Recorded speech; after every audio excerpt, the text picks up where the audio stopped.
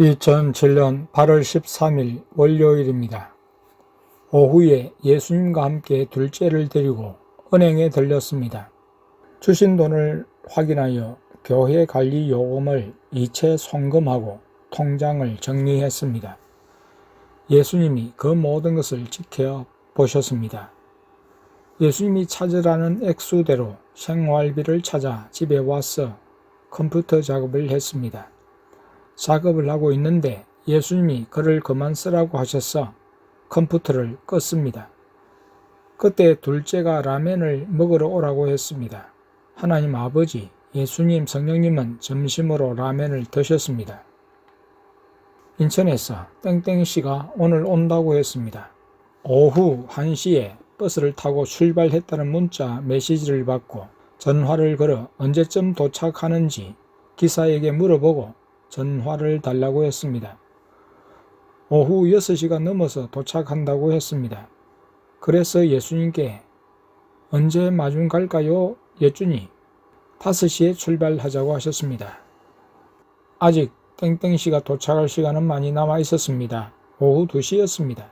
마트에 갔을 때 본 비디오 테이프 인크레더블이 생각났습니다. 동시에 판매 가격 9,990원이 붙여진 테이프를 보시고 성령님께서 이런 비디오를 왜 싸게 파는 거야?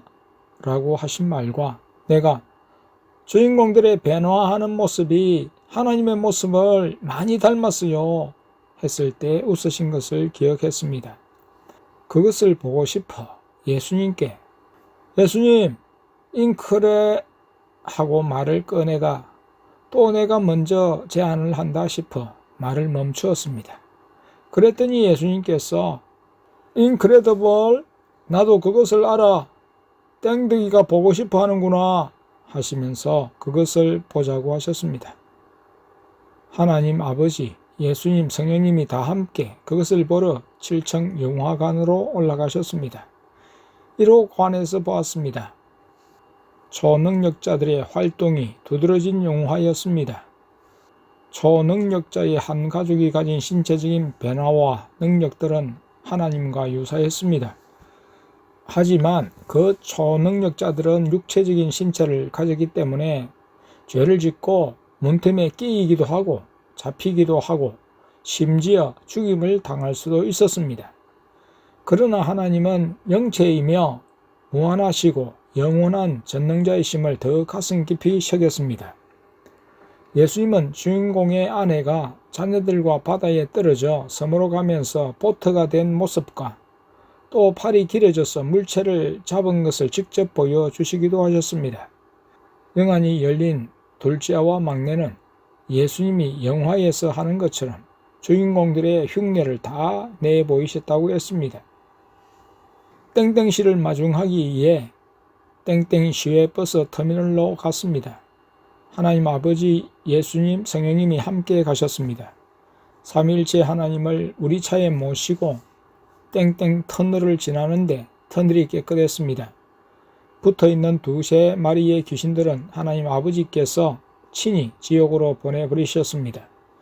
하나님 아버지가 가시는 곳은 길거리도 깨끗했습니다.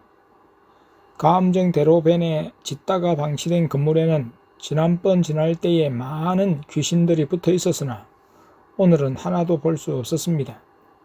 하나님 아버지는 황송하게도 운전대를 잡은 내 몸 안에 들어와 계셨습니다. 버스 터미널에 도착하여 나오는 곳 쪽에 있는 의자들의 가족들이 앉았습니다. 몇십 분 후에 인천에서 창원으로 오는 버스에서 내리는 것을 자녀들이 먼저 발견하고 인사했습니다. 차를 타고 땡땡시에 들려 매운맛 양념튀김 조각을 구입했습니다.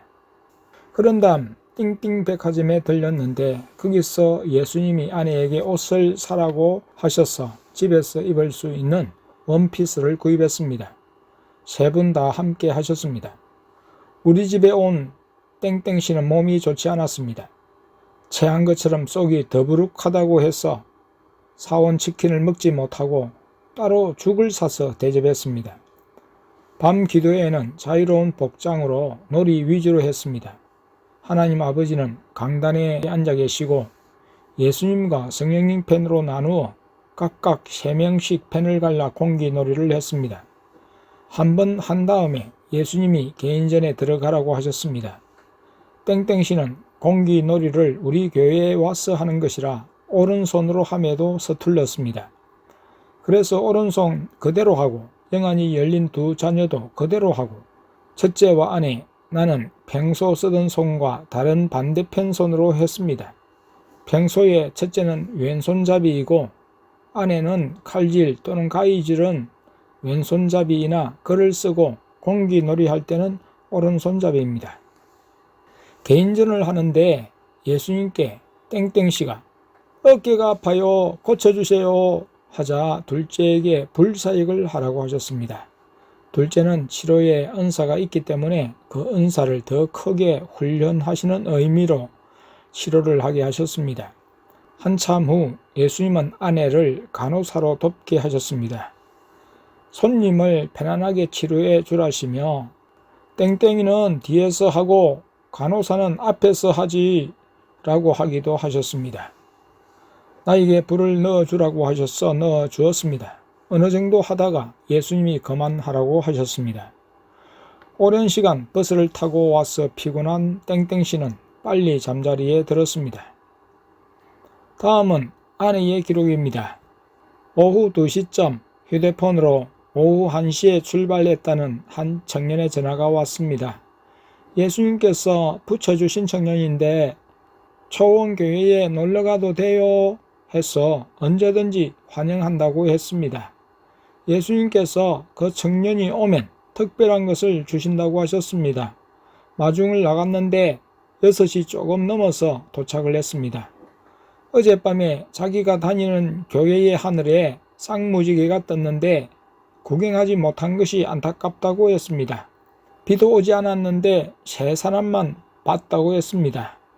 며칠 전부터 예수님께서 청년이 오면 땡땡시에 가서 통닭을 사자고 하시며 땡땡시 마스코트 할아버지 복장을 하시고 우리를 웃기시며 즐겁게 해 주셨습니다.